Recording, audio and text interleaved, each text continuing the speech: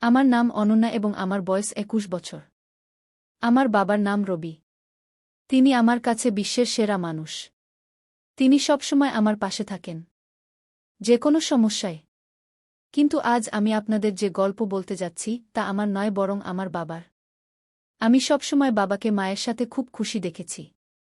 তার চোখে মায়ের জন্য যে ভালোবাসা ছিল তা ছিল খুবই আলাদা। ছোটবেলায় আমি কখনো ভাবিনি যে তাদের ভালোবাসারও কোনো গল্প থাকতে পারে। কিন্তু যখন আমি কলেজে যাওয়া শুরু করি এবং আমার নিজের জীবনে একটি নতুন মোড় আসে, তখন আমি বাবার গল্প জানার ইচ্ছা অনুভব করি। এটি সেই সময়ের কথা যখন আমি প্রথম রোহনের সাথে দেখা করি। রোহন ছিল আমাদের কলেজের সবচেয়ে বুদ্ধিমান এবং যত্নশীল ছেলে। ধীরে ধীরে সে আমার ভালো বন্ধু হয়ে ওঠে। কিন্তু এই বন্ধুত্ব কখন ভালোবাসায় পরিণত হয় তা আমি টেরই পাইনি। আমি প্রতিদিন রোহন সম্পর্কে ভাবতে শুরু করি। একদিন আমি বাবাকে আমার অনুভূতি বলার সাহস করি। আমি উদ্বিগ্ন ছিলাম যে বাবা কি বলবেন। কিন্তু তিনি আমাকে শান্ত হয়ে বসতে বললেন এবং হেসে বললেন, ভালোবাসা করা ভুল নয় অনন্যা, কিন্তু প্রথমে তোমাকে আমার গল্প বলতে হবে। সম্ভবত তখন তুমি বুঝতে পারবে যে সঠিক এবং ভুলের মধ্যে পার্থক্য কী। সেই দিন বাবা তার জীবনের এমন একটি অংশ খুলে বললেন যা আমি কখনো ভাবিনি। তিনি বললেন, অনন্যা, তোমার মা আমার প্রথম এবং শেষ ভালোবাসা। কিন্তু আমাদের গল্প এত সহজ ছিল না। বাবা যে দিন থেকে তার গল্প শুরু করলেন তা আমাকে অনুভব করাল যে ভালোবাসায় ধৈর্য এবং বিশ্বাস সবচেয়ে গুরুত্বপূর্ণ। তার কণ্ঠে একটি আলাদা ব্যথা এবং খুশির মিশ্রণ ছিল। বাবা তার কথা চালিয়ে গেলেন। এটি সেই সময়ের কথা যখন আমার বয়স ছিল ২ বছর এবং তোমার মায়ের বয়স ছিল ২ বছর। তোমার মায়ের নাম নেহা। সে আমাদের কলোনিতে নতুন নতুন এসেছিল। প্রথমবার আমি তাকে মন্দিরে দেখি। সাদা সালোয়ার স্যুটে সে এত সুন্দর দেখাচ্ছিল যে আমার চোখ তার উপর আটকে গেল। তার চোখে একটি সরলতা ছিল এবং হাসিতে জাদু। সেই দিন থেকে মন্দিরে যাওয়া আমার অভ্যাস হয়ে গেল। সকাল হোক বা সন্ধ্যা, আমি সবসময় সেখানে পৌঁছে যেতাম, শুধু এটা দেখার জন্য যে নেহা সেখানে আসবে কিনা। ধীরে ধীরে আমাদের দেখা সাক্ষাৎ বাড়তে লাগল। একদিন সাহস করে আমি তার সাথে কথা বলার চেষ্টা করলাম। আমি বললাম, আপনি প্রতিদিন মন্দিরে আসেন কি? মনে হয় আপনি ভগবান থেকে কিছু বিশেষ চাইছেন। সে হেসে বলল, না, শুধু ভগবানের সাথে দেখা করতে আসি। তার কণ্ঠে এত মিষ্টি ছিল যে আমি শুধু শুনতে থাকলাম। সেই দিন থেকে আমাদের কথোপকথন শুরু হয়। প্রতিদিন আমাদের দেখা সাক্ষাৎ দীর্ঘ হতে থাকে। আমরা একসাথে হাসা, কথা বলা শুরু করলাম। কিন্তু আমি কখনো তাকে আমার মনের কথা বলিনি। তারপর একদিন আমি দেখলাম যে নেহা কিছুটা বিষণ্ণ। আমি জিজ্ঞাসা করলাম, কি হয়েছে নেহা, আজ আপনি কেন বিষণ্ণ? সে বলল, বাবা আমার জন্য বিয়ের কথা বলছেন। আমি ভয় পাচ্ছি যে এই সম্পর্ক যেন স্থির না হয়ে যায়। এটি শুনে আমার হৃদয়ে আলোড়ন সৃষ্টি হয়। আমি ভাবলাম, যদি আজ আমি আমার অনুভূতি না বলি তাহলে সম্ভবত কখনো বলতে পারব না। আমি বললাম, নেহা, যদি আমি তোমাকে কিছু বলি তুমি শুনবে? তিনি বললেন, হ্যাঁ, বলো। আমি গভীর শ্বাস নিয়ে বললাম, নেহা, আমি তোমাকে ভালোবাসি। প্রথমবার যখন তোমাকে দেখেছিলাম তখন থেকেই তুমি আমার হয়ে গেছ। আমি চাই ঈশ্বরের এই মন্দিরে তোমার সাথে আমার জীবন কাটানোর প্রতিশ্রুতি দিই। নেহার চোখে জল চলে এল। তিনি বললেন, রবি, আমিও তোমাকে ভালোবাসি, কিন্তু এটা এত সহজ নয়। আমার পরিবার কখনই এটা মেনে নেবে না। সেই দিন আমি নেহাকে প্রতিশ্রুতি দিয়েছিলাম, যাই ঘটুক না কেন আমি কখনই তার পাশ ছাড়ব না। আমরা আমাদের ভালোবাসা লুকিয়ে রাখা শুরু করলাম। চুপিসারে দেখা এবং একে অপরের জন্য চিঠি লেখার সিরিজ চলতে থাকল। প্রতিটি মিলনে আমাদের ভালোবাসা আরও গভীর হতে থাকল। কিন্তু তারপর একদিন এমন এল যখন নেহার বাবা আমাদের সম্পর্কে জানতে পারলেন। তিনি নেহাকে বাড়ি থেকে বের হওয়ার অনুমতি পর্যন্ত বন্ধ করে দিলেন। আমি তাকে দেখার জন্য অধীর হয়ে উঠলাম। এক রাতে আমি চুপিসারে তার বাড়ির বাইরে দাঁড়ালাম। আমি তার জানালায় একটি কাগজ ছুঁড়ে দিলাম, যাতে লেখা ছিল, যদি তুমি আমার সাথে দেখা করতে না আসো, আমি সারা বিশ্বকে ভালোবাসার কথা বলে দেব। নেহা বাইরে এল। তার চোখে ভয় এবং ভালোবাসার মিশ্রণ ছিল। তিনি বললেন, রবি, এসব করা ঠিক নয়। যদি বাবা জানতে পারেন খুব খারাপ হবে। আমি বললাম, নেহা, যদি আমাদের ভালোবাসা সত্যি হয় আমরা সব কিছু সহ্য করতে পারি। শুধু তুমি আমার উপর বিশ্বাস রাখো। সেই রাতে আমি নেহাকে নিয়ে পালিয়ে বিয়ে করার প্রস্তাব দিলাম। সে চমকে গেল। কিন্তু কিছুক্ষণ ভেবেচিন্তে সে রাজি হয়ে গেল। আমরা সেই রাতেই মন্দিরে গিয়ে বিয়ে করলাম। সেই দিন আমি নেহাকে প্রতিশ্রুতি দিয়েছিলাম, যত কঠিনই হোক না কেন আমি কখনই তার পাশ ছাড়ব না। বাবার চোখ জ্বলজ্বল করছিল এবং তার মুখে ভালোবাসার এক অদ্ভুত সুখ ছিল। তিনি বললেন, অনন্যা, যখন ভালোবাসা সত্যি হয় তখন তা বজায় রাখার জন্য সাহস লাগে। তোমারও যদি রোহনকে ভালোবাসা থাকে তবে নিজের উপর এবং তোমার সম্পর্কে বিশ্বাস রাখো। বাবার গল্প শুনে আমার মনে রোহনের জন্য আরও সম্মান বেড়ে গেল। আমি মনে মনে ঠিক করলাম, আমি আমার ভালোবাসাকে ঠিক সেইভাবে বজায় রাখব যেভাবে আমার বাবা করেছিলেন। সেই রাত বাবার গল্প শুনে আমি ভাবনায় পড়ে গেলাম।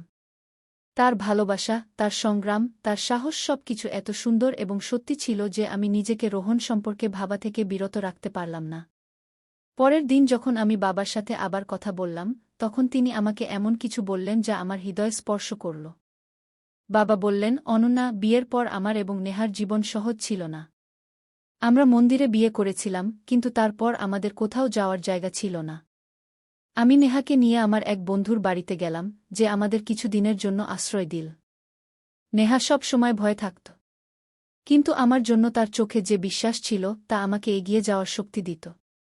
বাবা হেসে বললেন, শুরুর দিনগুলোতে আমাদের কিছুই ছিল না, শুধু একে অপরের সঙ্গ ছিল। নেহা তার সব সুখ আমার নামে উৎসর্গ করেছিল। আমি সারাদিন চাকরি খুঁজতাম এবং নেহা আমার ফিরে আসার অপেক্ষায় থাকত। একদিন যখন আমি বাড়ি ফিরলাম, তখন দেখলাম নেহা তার পুরানো বই দিয়ে কিছু সুন্দর ছবি বানিয়েছে। আমি তাকে জিজ্ঞেস করলাম, এসব কেন? সে বলল, রবি, যখন তোমার কঠিন সময় আসবে তখন এই ছবিগুলো তোমাকে শান্তি দেবে। বাবা থেমে গভীর শ্বাস নিয়ে আবার বললেন, নেহা ছোট ছোট সব বিষয়ে আমার পাশে থাকত। একবার আমি খুব অসুস্থ হয়ে পড়েছিলাম। আমাদের চিকিৎসার টাকাও ছিল না। নেহা তার বিয়ের একমাত্র আংটি বিক্রি করে দিল যাতে আমি সুস্থ হতে পারি। সে আমার জন্য সব কিছু ত্যাগ করতে প্রস্তুত ছিল। এ কথা শুনে আমার চোখে জল চলে এল। আমি বললাম, বাবা, মা তো তোমার প্রতি পদে পাশে ছিল, কিন্তু সে কি কখনো তার পরিবারকে মিস করত না? বাবা গভীর শ্বাস নিয়ে বললেন, নেহা প্রতি রাতেই জানালার পাশে বসে আকাশের তারা দেখত। আমি জানতাম সে তার পরিবারকে মনে করছে, কিন্তু সে কখনই আমার কাছে অভিযোগ করেনি। তার জন্য আমার ভালোবাসাই ছিল সবকিছু। সেই সময় আমার মা যে চা নিয়ে ঘরে এলেন, আমাদের কথা শুনে হেসে দিলেন। তিনি বাবাকে বললেন, রবি, তুমি অনন্যাকে আমাদের কঠিন সময়ের গল্প শোনাচ্ছ, কিন্তু এটা কেন বলছ না যে তুমি আমার জন্য কি করেছিলে? বাবা একটু লজ্জা নিয়ে বললেন, নেহা, সেই কথা অনন্যাকে শোনানোর কি দরকার? কিন্তু মা আমার দিকে তাকিয়ে বললেন, অন্না, তোমার বাবা আমার জন্য তার সবচেয়ে প্রিয় জিনিস ত্যাগ করেছিলেন। আমি কৌতূহলী হয়ে জিজ্ঞেস করলাম, কি জিনিস? মা ভালোবাসার হাসি দিয়ে বললেন, তোমার বাবা ছোটবেলা থেকেই পেন্টিং করতে খুব ভালোবাসতেন। তিনি সবসময় বলতেন যে তিনি একজন বড় শিল্পী হতে চান। কিন্তু আমাদের বিয়ের পর যখন দায়িত্ব বেড়ে গেল, তখন তিনি তার স্বপ্ন ত্যাগ করে চাকরি শুরু করলেন যাতে আমাদের ভালো জীবন দিতে পারেন। বাবা আমার দিকে তাকিয়ে বললেন, নেহা আমার সবচেয়ে বড় পেন্টিং। আমি তার মুখের হাসির জন্য আমার স্বপ্ন ত্যাগ করেছিলাম, আর এই বিনিময় কখনো ভুল মনে হয়নি। তার কথাগুলো আমাকে ভাবতে বাধ্য করল। বাবা মায়ের ভালোবাসা, তাদের ত্যাগ, তাদের বুদ্ধিমত্তা সবকিছুই একটি সুন্দর উদাহরণ ছিল। আমি সেই দিন রোহানের সাথে দেখা করার সিদ্ধান্ত নিলাম। রোহান আমাকে দেখে হাসল, কিন্তু আমি তার চোখে কিছু দ্বিধা দেখতে পেলাম। আমি বললাম, রোহান, আমি তোমাকে কিছু বলতে চাই। সে গম্ভীর হয়ে জিজ্ঞাসা করল, কি কথা অনন্যা? আমি তার চোখের দিকে তাকিয়ে বললাম, রোহান, আমি তোমাকে ভালোবাসি। কিন্তু ভালোবাসা শুধু হৃদয়ের কথা নয়। এটি দুজন মানুষের একে অপরের জন্য করা প্রতিশ্রুতি ও ত্যাগের নাম। যদি তুমি আমাকে ভালোবাসো, তাহলে আমাদের গল্পটা বাবা মায়ের মতো করে গড়ে তুলতে হবে।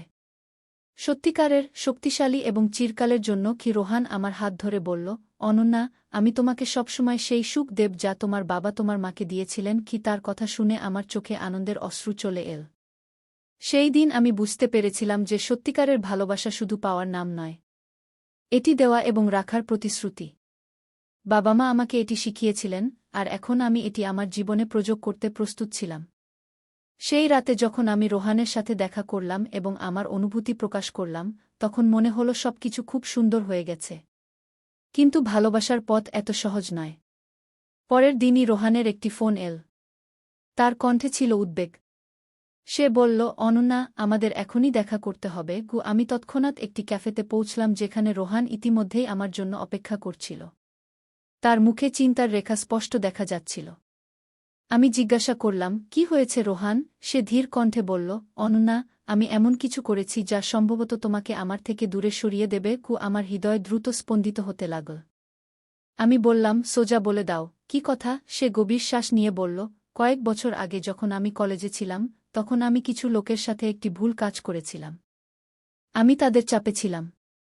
কিন্তু এখন তারা আমার পিছনে লেগেছে এবং আমাকে ভয় দেখাচ্ছে। আমি বুঝতে পারছিলাম না যে কি বলব। কিন্তু আমি নিজেকে সামলে নিয়ে বললাম, রোহান, যদি তুমি আমাকে ভালোবাসো, তাহলে আমাকে সত্য বলতে ভয় কেন? আমরা একসাথে এটি ঠিক করব। রোহান আমার চোখের দিকে তাকিয়ে বলল, অনন্যা, এই কারণেই আমি তোমাকে ভালোবাসি।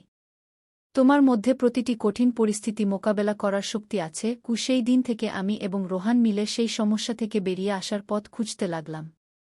আমরা পুলিশের সাহায্য নিলাম এবং ধীরে ধীরে পরিস্থিতি নিয়ন্ত্রণে আসতে লাগল। কিন্তু এই সময় আমি আমার বাবাকে এই কথা গোপন রাখতে পারিনি। এক সন্ধ্যায় যখন আমি বাড়ি ফিরলাম, বাবা আমার ঘরে বসেছিলেন। তিনি বললেন, অনন্যা, তোমার চোখে ভয় আছে। তুমি আমার কাছ থেকে কিছু লুকাচ্ছ। আমি সব কিছু বলে দিলাম। রোহানের সমস্যা, আমাদের চেষ্টা এবং আমার ভয়। বাবা আমার কথা মন দিয়ে শুনলেন এবং তারপর হাসলেন। তিনি বললেন, অনন্যা, ভালোবাসায় কঠিন সময় আসবে। কিন্তু এই কঠিন সময় তোমার সম্পর্কের গভীরতা বোঝায়। যদি রোহান তোমার পাশে থাকে এবং তুমি তার পাশে থাকো, তাহলে প্রতিটি সমস্যা পার হয়ে যাবে। বাবার কথাগুলো আমাকে আরও সাহস দিল। কয়েক সপ্তাহ পরে রোহানের সমস্যা সম্পূর্ণভাবে শেষ হয়ে গেল। সে এখন আগের চেয়ে আরও শক্তিশালী এবং আত্মবিশ্বাসী হয়ে উঠল। তারপর একদিন রোহান আমাকে ডিনারে ডাকল। সেখানে পৌঁছে আমি দেখলাম জায়গাটি সুন্দর ফুল এবং আলো দিয়ে সাজানো হয়েছে। রোহান হাঁটু গেড়ে বলল, অনন্যা, তুমি কি আমার জীবনে চিরকাল থাকবে? আমার চোখে আনন্দের অশ্রু চলে এল। আমি বললাম, হ্যাঁ রোহান, চিরকাল। আমাদের বিয়ে ধুমধামে হল এবং সেই দিন বাবা তার বক্তৃতায় বললেন, আজ আমার মেয়ে আমাকে শিখিয়েছে যে ভালোবাসায় শুধু কঠিন সময় আসে না, সেই কঠিন সময় পার করার শক্তিও আসে। রোহান, আমার মেয়েকে সুখী রাখো, কারণ সে তোমার জন্য ঠিক ততটাই ভালোবাসা ও ত্যাগ করতে পারে যতটা আমি এবং নেহা করেছিলাম। আজ যখন আমি আমার জীবনের এই সুন্দর যাত্রাটি দেখি, তখন বাবার গল্প আমাকে শেখায় যে সত্যিকারের ভালোবাসা শুধু হৃদয়ের কথা নয়, বরং একে অপরের জন্য বেঁচে থাকার প্রতিশ্রুতি। তাই বন্ধুরা, এটা ছিল আমাদের আজকের গল্প। যদি গল্পটি ভালো লেগে থাকে, তাহলে ভিডিওটি লাইক এবং চ্যানেলটি সাবস্ক্রাইব করে দেবেন আর ভালো ভালো কমেন্ট করে দেবেন। ধন্যবাদ।